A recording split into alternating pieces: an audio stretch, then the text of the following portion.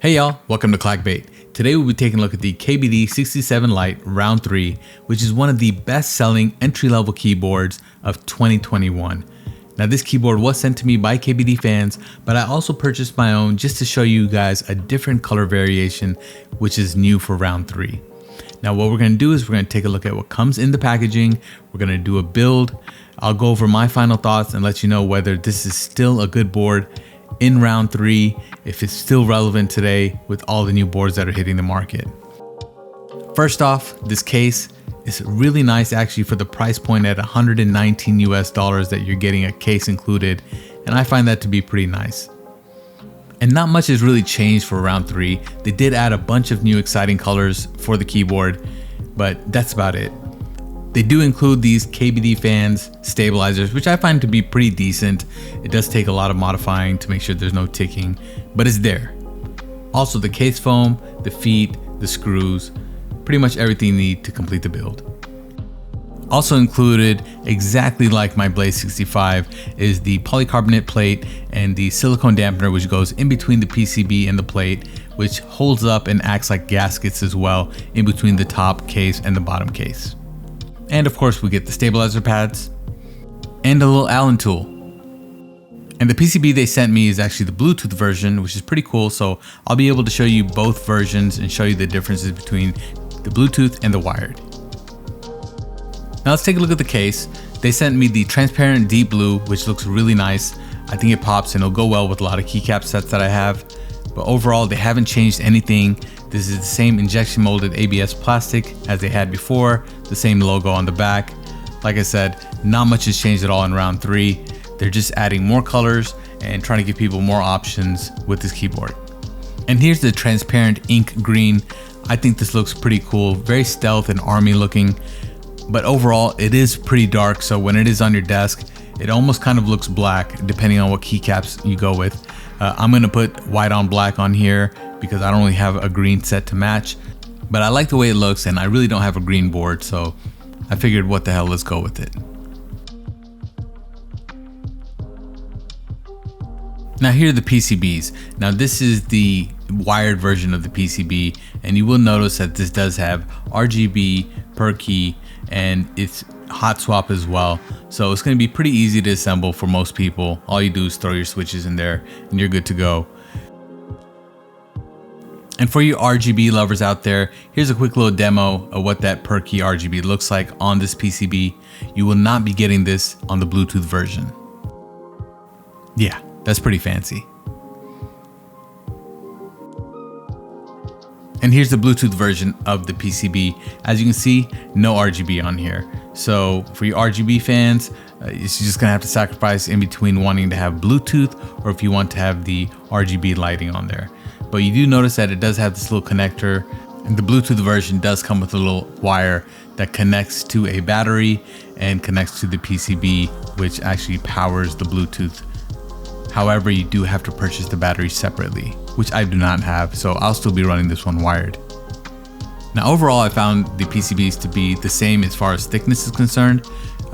One thing I would like to see KBDFans do in future iterations is to go ahead and add some flex cuts to this PCB just to give it a little bit more flex and to change the typing dynamics a little bit.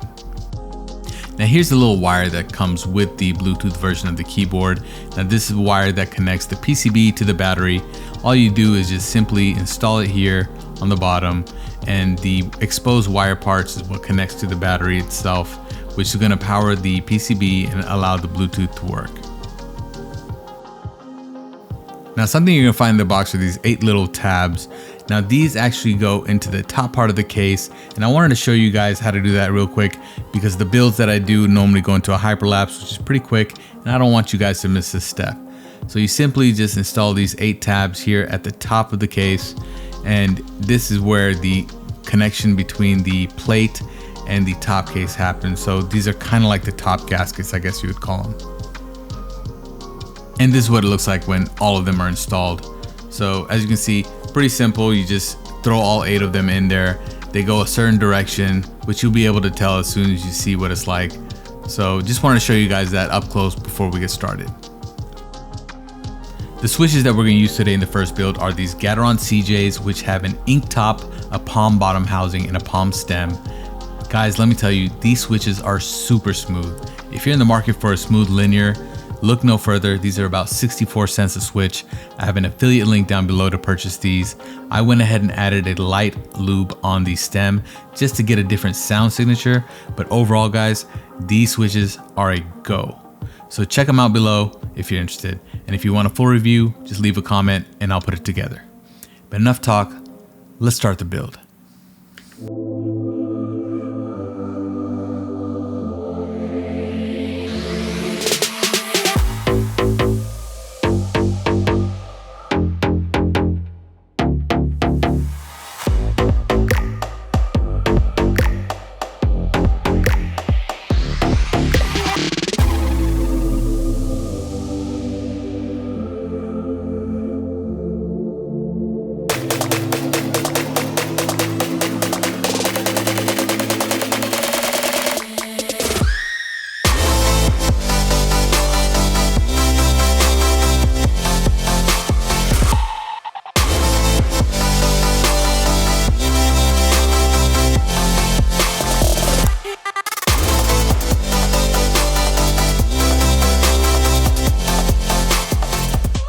Alright guys, if you guys are liking the video, don't forget to hit the like button, and if you're really enjoying the content, please consider subscribing. It will do a lot for the channel.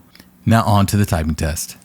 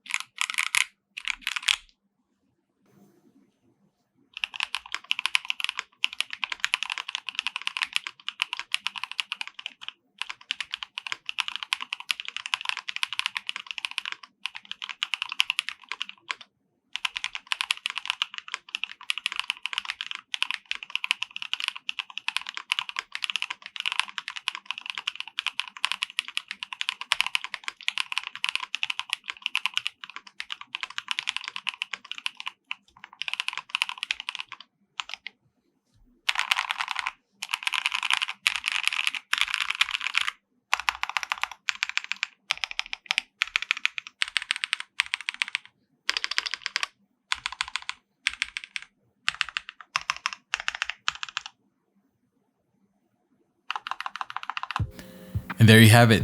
That's the KBD67 Lite round 3. Now what are my final thoughts? I actually really was surprised with this board. This was my first time using it. I never tried the round 1 or the round 2. Overall, I think it has a nice thocky sound signature, which you can expect from an ABS plastic keyboard. But at this price point, I think KBDFans is really helping the hobby overall. They're helping people get into the hobby at a low price point and an easy to mount system, which comes with basically everything you need besides the switches and the keycaps. I like the fact that it does come with a case, and overall, this is a great buy. It's a no-brainer. Now, if you already have round 1 or round 2, should you go in on round 3? Well, that just really depends. If you really love the colors and you just want a new colored board and you really don't want to get away from this keyboard, then go for it.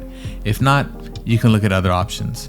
Now, I'd like to see KBDFans do a little bit more in the future with the next iteration of this keyboard. Wuche Studio has just released the group buy for the Icky 68 round 2, and it seems like they've done quite a bit to change the typing feel and sound. I would like to see KBDFans do the same with this keyboard, possibly introduce some flex cuts into the PCB, change the gasket system, and possibly get rid of that silicone dampener in between the PCB and the plate. Some people like it, some people hate it. Me personally, I'm indifferent. But anyway, guys, if you're interested in this keyboard, I do have an affiliate link down below.